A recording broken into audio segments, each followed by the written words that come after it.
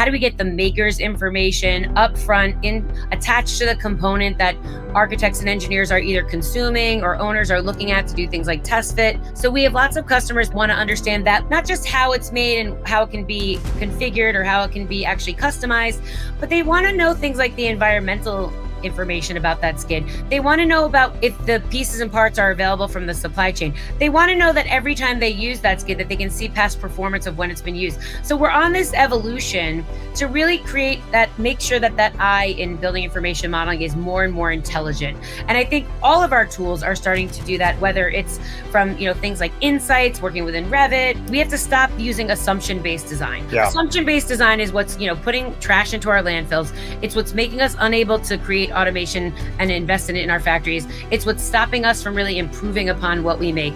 So I think that's the reason that informed design is so important, that people really want from what's going on right now.